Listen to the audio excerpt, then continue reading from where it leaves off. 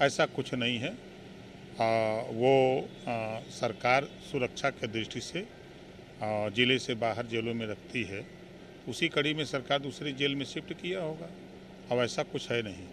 तो क्या लगता है कोई इनकाउंटर की जो बात कह रहे हैं नहीं नहीं, ये झूठ है, अफवाह है, ऐसा कुछ नहीं।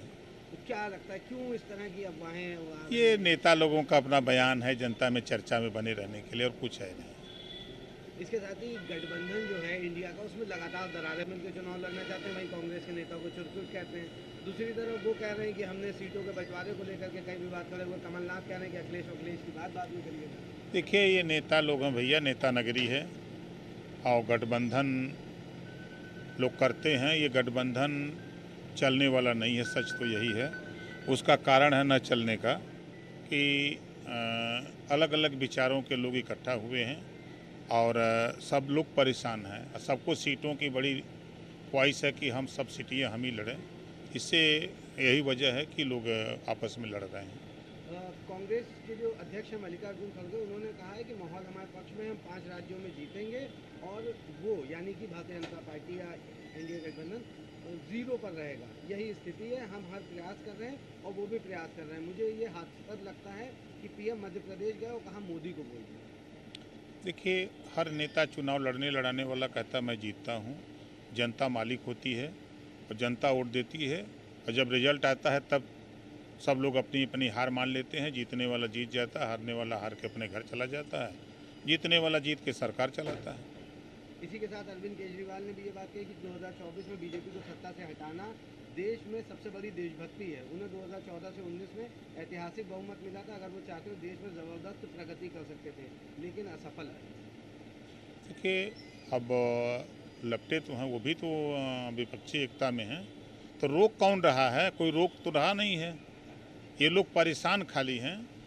जो गोलबंदी है, ये कोई सफल गोलबंदी नहीं है। अलग अलग स्टेटों में अलग अलग लड़ने वाले लोग हैं, उससे कुछ होना नहीं है। 2024 में माननीय नरेंद्र मोदी जी 330 प्लस सीट जीत के चुनाव पुनः तीसरी बार प्रधानमंत्री बनेंगे। ये विपक्षी लोग, जैसे हम यूपी की अगर बात करें, आप बताइए केसीआर जी तमिलनाडु से आके कई वोट दिलाएंगे, लालू जी आके कई वोट दिलाएंगे, ममता जी आके कई वोट दिलाएंगे। यहाँ कुछ है थोड़ा। कांग्रेस का क्या जनाधार है? 2 ही एमएलए कांग्रेस के पास हैं यूपी में, 6 एमएलए तो हमारे पास हैं। तो ये कहने से और करने से बहुत अंतर है। लड़ाई उत्तर प्रदेश नहीं, पूरे देश में जो आज कह रहे हैं, आज लंबी लंबी गाड़ियां लेके सड़कों पर चल रहे हैं। देश में जो सड़कों का निर्माण हुआ है, इसके पहले कभी हुआ था? आज रेलवे पर चले जाइए, जो रेलवे का कायाकल्प बदला है, चाहे प्लेटफार्म हो, चाहे रेलवे लाइनें जो बिछ रही हैं, ये पहले कभी हुआ था क्या? आज कम से कम गरीबों के लिए आप उठा के देखिए, 5 लाख का आयुष्मान कार्ड, ये किसी सरकार में हुआ?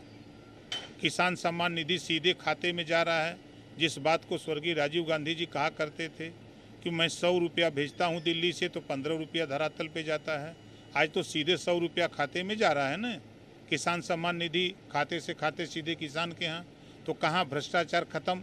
जो बीच में बिचौलिए थे, आज राशन जो बीच में बिचौलिए होते थे, वो राशन गरीब के घर तक पहुँच रहा है। चाहे प्रधानमंत्री आवास की बात हो, आप उनके घर तक पहुँच रहा है। तो ये विपक्ष के लोग परेशान इस बात को लेके हैं कि माननीय योगी जी के नेतृत्व में और माननीय मोदी जी के नेतृत्व में उत्तर प्रदेश को अगर हम बात करें, तो उत्तर प्रदेश में सपा बसपा कांग्रेस की सरकारों में बड़े पैमाने पर दंगे होते थे, कर्फ्यू लगते थे, घर से लोग नहीं निकल पाते थे। तो चिंता इस बात की है विपक्षियों की कि कर्फ्यू क्यों नहीं लग रहा है, दंगे क्यों नहीं हो रहे हैं। दंगे नहीं होंगे, कर्फ्यू नहीं होगा तो हमको वोट नहीं मिलेगा। समाजवादी पार्टी कभी नहीं चाहेगी कि कांग्रेस मजबूत हो। समाजवादी पार्टी चाहती है कि भारतीय जनता पार्टी मजबूत बनी रहे, ताकि मुसलमान गुमराह होकर के नफरत में हमारे साथ खड़े रहें। इस नाते समाजवादी पार्टी के हर जबान पे, अभी आपने देखा ना कि सीट वाले मामले पर चट कांग्रेस उंगली उठा दिया ना कि बीजेपी के सहयोगी हैं। आप ये बात, जब बीजेपी के सहयोगी हैं तो समझौता क्यों किए हो भाई? जब सब लोग बीजेपी के सहयोगी हैं तो आप भी तो सहयोगी हो।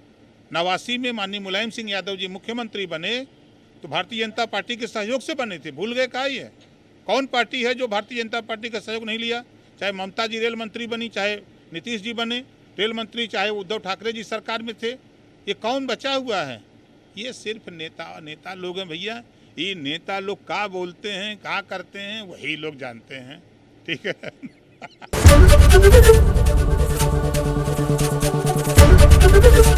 एबीपी गंगा, खबर आपकी, जुबान आपकी।